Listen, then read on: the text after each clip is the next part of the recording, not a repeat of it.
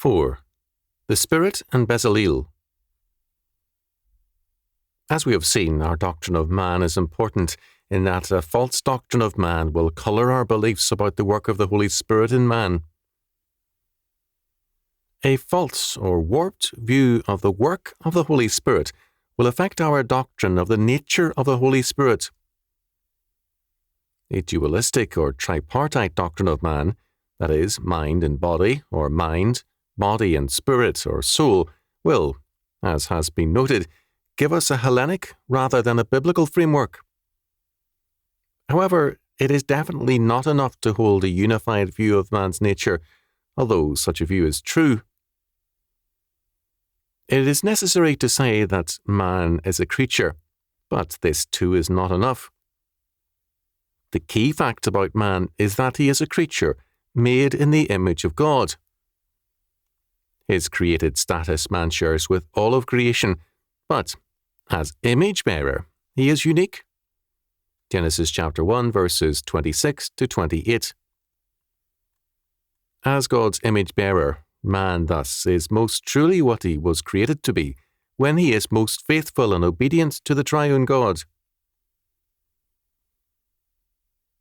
By his fall, man damaged his entire being, so that he is infected in all his life by his rebellion against God. Genesis chapter 3 verses 1 to 5. From being God's priest, prophet, and king over creation, he fell to the status of a slave to sin. John chapter 8 verses 33 to 36. In Christ, man is restored to his original calling and, by the Holy Spirit, empowered and guided in the fulfillment thereof. We must therefore say that man is most truly himself, as God intended him to be, when he fulfills his vocation by living in the Spirit. We see this very early in Scripture. When God ordered the tabernacle to be built, he gave not only the specifications, but the power to do the work by his Spirit. According to Exodus chapter 31, verses 1 to 6, "And the Lord spake unto Moses, saying, See, I have called by name Bezaleel the son of Uri, the son of Hur, of the tribe of Judah. And I have filled him with the Spirit of God, in wisdom, and in understanding, and in knowledge, and in all manner of workmanship, to devise cunning works, to work in gold, and in silver, and in brass, and in cutting stones, to set them, and in carving of timber, to work in all manner of workmanship. And I, behold, I have given with him Aholiab of the tribe of Dan, and in the heart of all that are wise-hearted I have put wisdom, that they may make all that I have commanded thee." We are also told specifically and emphatically that some things were especially to be made, for glory and for beauty. Exodus chapter 28, verses 2 and 40, etc. Scripture speaks of the beauty of holiness. Psalm 29, verse 2, 96, verse 9, 110, verse 3, 2 Chronicles chapter 20, verse 21, 1 Chronicles chapter 16, verse 29. All excellence is associated with the Lord and with the Spirit. Too often, churchmen see virtue in an ugly church, or no church property at all. The Lord stresses in His Word the need for such a physical as well as spiritual witness, and a beautiful one. The church is His palace and throne room from whence His law word goes forth. Hence the Lord called out by name the artisans who were to do His work, and He empowered them by His Spirit.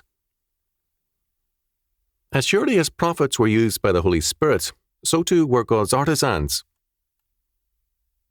At this point, some older commentators did some hedging.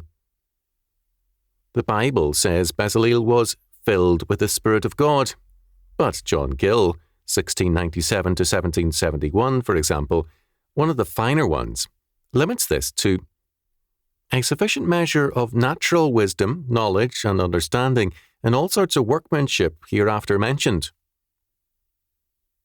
Later, Gill spoke of Bezaleel as a type of Christ, but he limited Bezaleel's inspiration to his craftsmanship. But a Baal-worshipping artisan carving images of Baal could no doubt have been found of equivalent abilities. Bezaleel is given wisdom, understanding and knowledge by the Spirit in order to bring God's requirements and the actual workmanship together. Bezaleel was thus working in terms of a true theology and workmanship. The Spirit brought all of Bezaleel's being up to the required level of inspiration. The world of Aristotle led to a false division of being. The influence of Aristotle led to a view of God as being, and the Trinity as substance, the Father, structure, the Son, and act, the Spirit. The Spirit was thus limited to a mindless and emotional role, because structure or reason belongs to the Son in such a system. Although in the economy of the Trinity, certain acts or functions are restricted to one person, that is, the Son alone became incarnate, in the being or ontology of the Trinity, no such limitations can be made. The work of the Spirit in the life of Bezaleel, Paul, and John meant the mature and fuller realization of all their being and all their aptitudes. If we were to locate in some archaeological discovery some of the non-canonical and uninspired letters of Paul, we would not know Paul better. By comparison to the letters of the New Testament, these letters would be flat, intellectually and emotionally. Paul was most Paul when he was writing his inspired epistles. George Rawlinson was thus very much to the point in commenting on Exodus chapter 31, verses 1 to 6, when he observed, "He, God, knew what was in man. He knew to whom he had given the highest artistic power, and who, at the same time that they possessed it, would work in the most religious spirit. He accordingly names two persons, Bezaleel and Aholiab, as those to whom the superintendence of the whole business should be given. Both were to receive the special assistance of God's Holy Spirit for the due execution of their respective tasks, verses 3 to 6, and both had their names equally commemorated in his holy book, and were thus upheld as examples to future ages. The whole of man is affected by the Spirit. Thus, Bush's comment that only those aspects of their lives related to their task, and not their moral character, was affected by the Spirit, is very, very wrong. The Holy Spirit comes to a man prepared by the triune God for his coming. God calls us from our mother's womb, Jeremiah chapter 1, verse 5. And from all eternity he decrees and establishes all things, Acts chapter 15, verse 18, Proverbs chapter 6, verses 4 and 33, Romans chapter 9, verses 11, 13, 15, 16, 18, 22 and 23, Ephesians chapter 1, verses 5 and 6, etc. All that precedes our regeneration and conversion is used by God in terms of his purpose. The Spirit thus comes to us, having prepared us all our lives for his purposes. The Holy Spirit thus comes to us, not to fulfill our purposes, nor to gratify us, but to fulfill his purposes, and all our lives and being are a preparation by him for his work.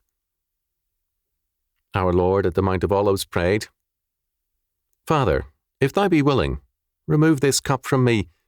Not my will, but thine be done." Luke chapter 22, verse 42. Our Lord teaches us to pray, saying, "Thy kingdom come, thy will be done in earth as it is in heaven." Matthew chapter 6, verse 10. Our Lord was filled with the Spirit at his baptism. Matthew chapter 3, verses 16 following, and the Spirit always spoke in and with him. At his baptism, our Lord began his calling. We have the plain testimony of Scripture to his Spirit-filled life years before, however, as a child. Luke chapter 2, verses 40 to 52. The baptism was Christ's public inauguration into his ministry by means of the entrance rite of the new creation. At that moment, the Spirit gave public witness to his indwelling in Christ and to the new creation and its King. Thus, whether in Bezaleel or in Jesus Christ, the Spirit is directly related to our calling. He appoints the calling, and he appoints the purposes of our lives. The gift of the Spirit himself is permanent and abiding. One further word. In Exodus chapter 28, verse 3, we read that God declared to Moses, "And thou shalt speak unto all that are wise-hearted, whom I have filled with the spirit of wisdom, that they may make Aaron's garments to consecrate him, that he may minister unto me in the priest's office."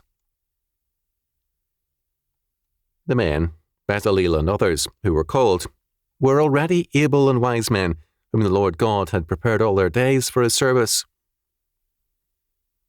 Probably, Bezaleel and the other chosen men had worked as chosen artisans for Pharaoh's purposes.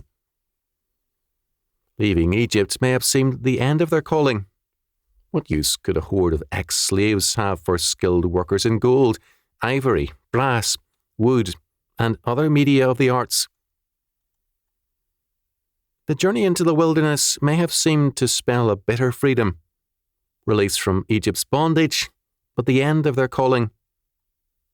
Perhaps Egypt offered inducements to these skilled and superior artisans to stay behind, to separate themselves from Israel and Moses. Perhaps even their freedom and status as Egyptians was offered. We know that this was done in antiquity. The inventions of Greece were commonly the works of foreign slaves who had been renamed with Greek names and dignified. Bezaleel and all the others were there by choice, a choice that required a separation. Now, in their work in the tabernacle, they were to follow God's pattern. This again required a separation from other traditions of artisans of paganism. Art was a religious function, a handmaid of religion, and God's artisans were put through a schooling, as are we all. The Holy Spirit prepared them for his service